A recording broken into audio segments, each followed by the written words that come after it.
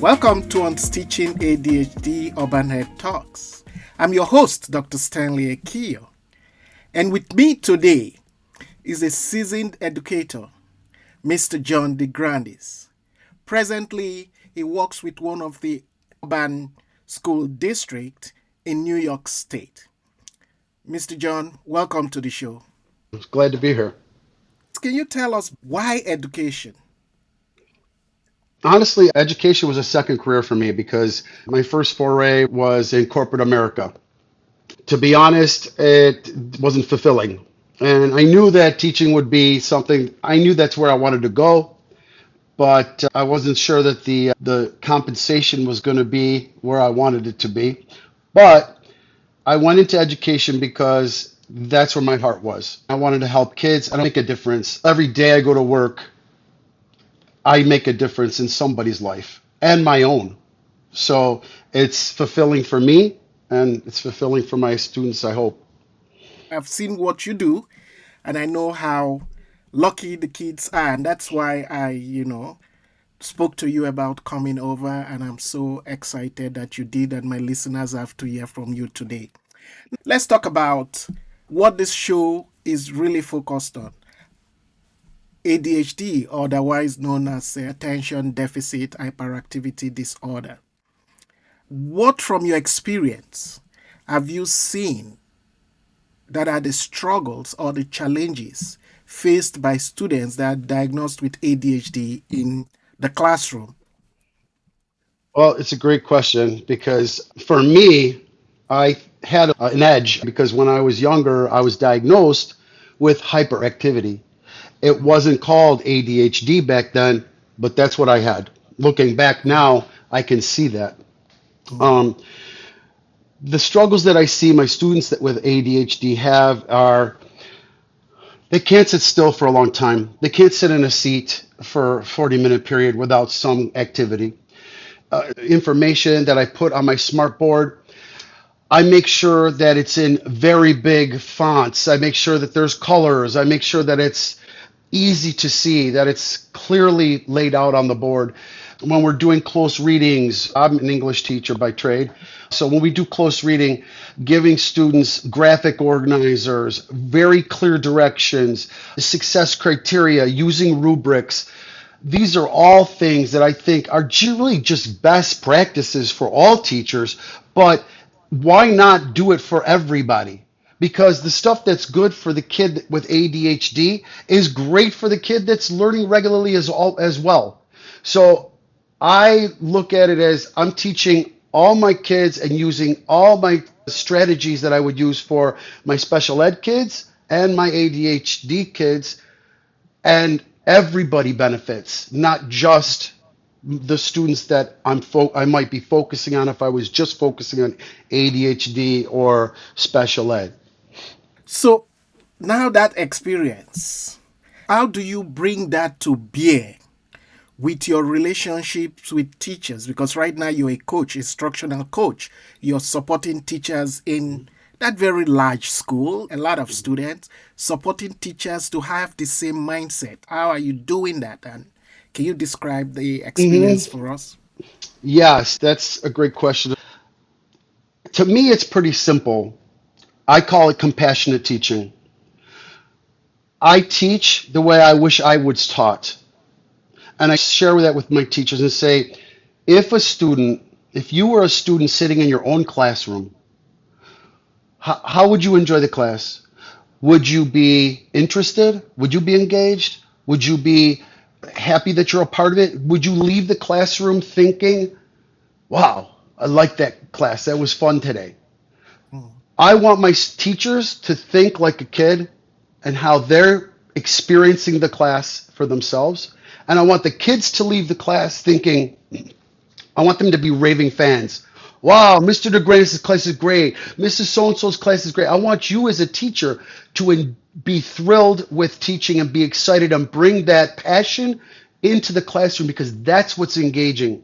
The only thing we have to fight with as teachers nowadays to fight against the screens are our humanity that we can share with a kid. They can't get that from a screen, but they can get that from us. So that's our advantage if we use it right. Good. How are teachers responding to your support? Oh, super positive. Like they're just, I always approach it. It depends on the teacher and the experience that the teacher has. If it's a veteran teacher, I ask them what they are passionate about. What topics, what interests you in your field of study? You obviously went into it for a reason. You like math for a reason. You like science for a reason. You like English for a reason. What brought you to that subject? Bring that passion into the classroom when you teach a topic. Find a way to make it exciting for you, and it will be exciting for your kids because they will see you light up. They will see you excited. They will want in on what you know if you bring that excitement to your classroom. I really believe that. And so the teachers that are my veteran teachers, I ask them, what is it that sparks you? What is it that you always wanted to try? What is something new that you say, oh, gee, I just don't have time to do that. I'm here to help you do that. Use me. However I can be utilized in your classroom, let me help you bring that excitement, that thing that you love, to fruition in the classroom. And for my new teachers, I encourage them to do the same. Find that passion in you that is going to excite you. What is it that you love about teaching? What is it that you love about kids that brought you into this profession? Let your students understand and be part of your life as well as theirs. Share what you did over the weekend if they ask you, or ask them what they did. Build that rapport because those relationships are the ones that are going to bring that class over the top with you. They just want to ride that wave when you're excited too. Mhm. Interesting. Now, there's always been this tussle or struggle, this communication gap between families, teachers, support staff when it comes to supporting Mhm. students with Yeah. how have you been able to bring these groups together? What is your school doing to bring these groups together so that they have common understanding and can work for the benefit of students? This is a very big challenge. However, there are some strategies that can be used to our advantage, especially when it comes to technology. Biggest tool I had and that helped a lot was creating a web page. Now, by that I mean a blog where each day the section would change. Each section each day was my lesson plan. My lesson plan would be on the web page. Everything from my announcements, my do now, my mini lesson, my outline for the day, all my materials, any videos I show, any lectures I might screencastify, and I will put those on my website. Why? Because now, and I always did this by the end of the day Friday. So my support staff could then go to the website, see what we're doing for the week. Then they have an opportunity to modify. They have an opportunity, my ESO teachers, my ENLs, my special ed teachers, they all have the opportunity. We don't have to, because the problem with having so many people is meeting time. When are you going to find the common planning time to get together? It's very challenging unless your school, which I have to say ours does, we do have common planning time, which is wonderful. And that answers the other part of your question, which is what is my school doing? We have created a schedule where we have the opportunity to meet as grade level teams, as departments, and those times we can also use that to share with our special ed teacher or do planning with them as well. We have those same common times all week, same times, period 3 and 4. So that gives us an opportunity to really plan together, share together. Now, does it always work? You've got different personalities. When you have different personalities in the classroom like that, and I had this challenge this year, the special ed teachers and the ENL teacher, main teacher, the push-in teachers were not feeling supported by the main teacher because they felt like they didn't have any notice. She was running the show and they were just there. And Mhm. they wanted to be more involved. I asked this teacher that I was working with the same question: what would you really like to do? What would be exciting to you? She said, I would love to do a genius project. I said, okay. We set it all up. We did it together. When the other two teachers started to see what she was doing, they wanted in on it. We invited them to join us. And before you knew it, the other teachers were making posters for the classroom. They were taking kids and helping them understand, okay, this piece of the project, we had steps, we had graphic organize. It was amazing. And after that, I said to the original teacher, now you see how awesome this is? When you have diverse thinking and other opinions and other ways to look at these things. And I said, this is your opportunity to build on this relationship and bring them into it. It's been wonderful ever since. I know that sounds like pie in the sky, but it's the truth. For this Mhm. particular group, it worked really well. It's not always going to be that way, but this was a success story. We like success stories. I've seen you in action, so it's not, I agree totally 100% what you're Thank you so doing, much. Thank you. which is really awesome. Now, with the myths, you have that high school environment. Most people believe, kids with ADHD don't work hard. Because most of the characteristics are traditional schools. Hmm. Those characteristics, if you just oppose them with inappropriate behaviors that Mm. needs punitive measures, they fit together. Hmm. So, how are you able to support teachers to find a balance, to utilize flexibility without giving up structure in Hmm. supporting kids with ADHD? Well, there's a couple of things I think can be done. The first thing that comes to my mind is always plan in your lesson some activity that gets kids out of their seats. Even if it's a brief moment, 2, 3 minutes, get them up out of their seats, get them walking around the room, get them to change partners or sit in a different seat, something to get them up and talking. Years ago, I shadowed a student. It was a very challenging thing to do because by the end of the day, all kids, be the teacher that is different. Don't be my kids are sitting the whole period and they're quiet and they're good and they're doing a worksheet. Don't be that teacher. Think about it. 9 periods a day, a kid has to go through that. Get them up. They want to move. They're children. They need to move and they need to do kinesthetic, develop their kinesthetic intelligence, develop their social skills because God knows they're on the screens too much as it is. How are we going to teach them to interact properly if we don't do that? This is good practice for all children, not just my ADHD kids. But they're going to benefit too because they need to move around more than the other kids.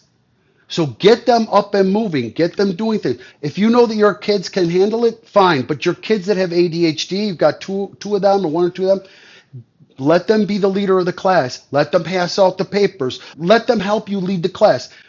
This will get them engaged and they'll not be so pent up with that frenetic energy that they need to release. Because kids don't even have outdoor time anymore. High school kids, all day. They're in a classroom sitting all day. They need to get up and move around. So I don't know if I answered your question completely, but No, no, yes, you did. It's very vital, and I agree with you 100%. Structure doesn't have to be sit down for 45 minutes and do what I say. right. Adults go to trainings, Oh conferences. my God. We can't sit Mhm. down for 45 minutes without movement. Or Not to talk talking. about, yes, yes, exactly. Right. So I agree with you. Those are simple things that can, as long as we are intentional Mhm. and they are planned and built in Yeah. our day's activity, we will Mhm. get the best out of them. So, Gallery walks, skits, eh, small group work. There's so many possibilities that are still Yes. structured, but give kids that chance to, breath of fresh air. This class, at least, Mhm. then they'll look forward to coming, Mhm. right? Yeah. I Yeah. think. And you said it from the beginning. It's just good teaching practice. Just good Yes. teaching practices. So thank you for that. Now, I want to ask you if, from your experience, and you have a lot that have you in your district seen or heard of trainings, you know, professional learning experiences that are either ADHD, autism, or emotional disturb specific, or that are trainings that are specific to these different ways of learning. I know that our district offers those opportunities in the professional learning platform that we use for our district training. I know that they're available to teachers. I don't know how many people take advantage of them. I suspect that the people taking advantage of those are people already in those disciplines working with children that have special needs. I don't know a lot of my own colleagues that will take a special ed class because you don't think of it, right? You're focused on your discipline and say, I'm not the specialist in that area. These people are. I'm going to lean on them. But I have to say, when I did take a class at the request of one of my special ed teachers, I was pleasantly surprised because I got to learn about the different ways that a special ed teacher and a co-teacher can function, the different models that can be used in the classroom and how it could work and play out. I learned tips and tricks from my special ed teachers that I've incorporated over the years. I put them in my toolbox, right? I encourage everyone that is not a special ed teacher or working with these special groups to seek out a training or two during the year, even just do one a year, so that at least you have some exposure to the different modalities and needs that these children have. I only knew because I was one of those children. But there are children I don't have experiences with. For example, my ENL, my ELLs. I never had the problem with a second language. This is an area that I would like to explore more because I think that I need to know my children better. And if I get that experience, I can bring that into my classroom. They might even notice it. You have really touched on the next question I was going to go to about you sharing trainings or tools that have been most helpful to you or teachers. Like you said, there's a platform, there are tons of trainings going on. Everybody seems to be in their own little silos. This is what I need for my specialty, Mhm. and that is it. How Yes. important it is to get to know what you're dealing with, Mhm. to know the students, what they are bringing to the table. And ADHD, if you ask me, should not be something that students that can't function in a general head population, like you said. Good teaching practice. What can we do? How can we? And it's good for every student. Mhm. I wish I could keep you all day, but you are a very busy man. What would be your suggestion or your advice based on your experience to teachers, parents, and even policymakers that are listening right now?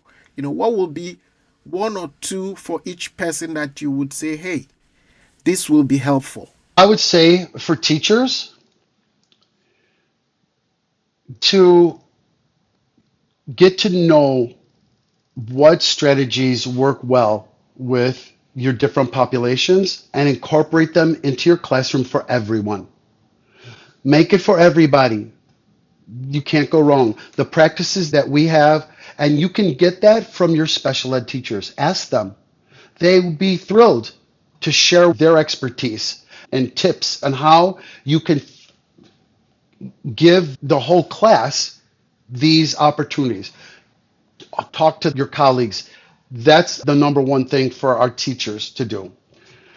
For parents, I would encourage parents to find out, get involved, talk to your teachers, find out what your child, who is teaching my child, and what are they doing.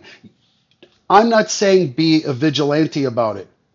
Go in with a positive mind and ask the teacher, hey, can you share with me some of the things you do to help? I'd like to know what are some of the things you do to address the ADHD. And I would also encourage parents to inform the teachers about any specific needs or idiosyncratic behaviors that your child may have, so that the teacher doesn't see those as behavior problems, but sees those as part of the child's diagnosis. So if a child needs to get up out of his seat 5 minutes at a let your teachers know, all your child's teachers, let them all send an email, let them all know, hey, these are some of the things that would help my child. If you could do it, I'd really be appreciative. Try not to demand, because I think it's better if you ask in a nice way, because everybody likes to be treated with respect, right? So I think that's for our teachers or for our parents. Parents. Now, for policymakers, wow, that's a big question. I guess I would have to say, I think policymakers already know that this is important. I think policymakers already understand the ramifications of not dealing with it.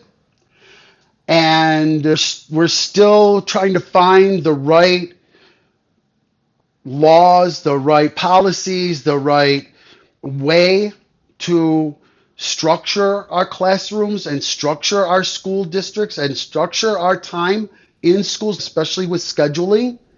So anything you can do to relieve pressure from our teachers in the classroom and help them address the needs of our students with ADHD and other special needs and English learners, etc.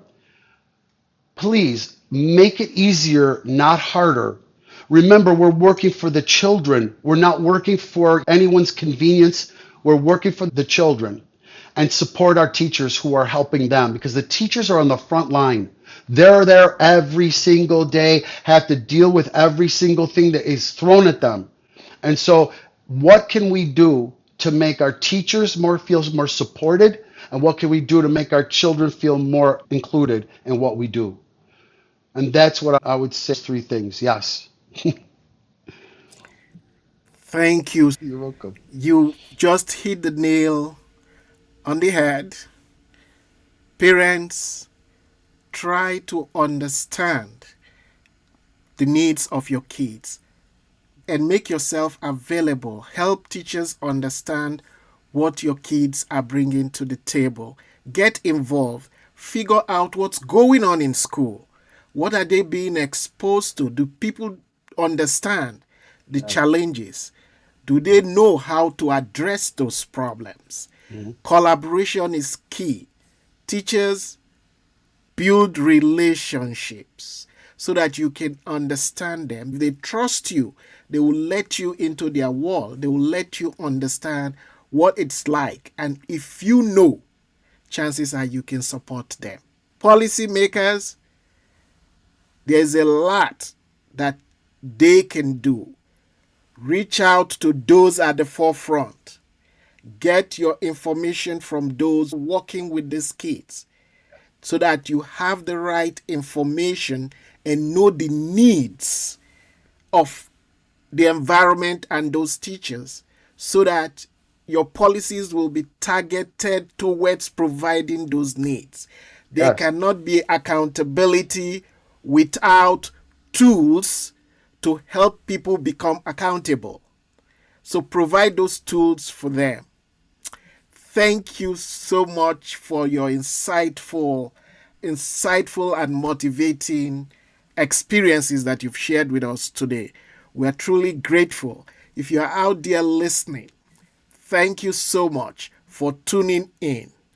And as we wrap up today's episode, we ask you to keep sharing the word, subscribe, keep on stitching ADHD. Let's keep this conversation going. They are our kids.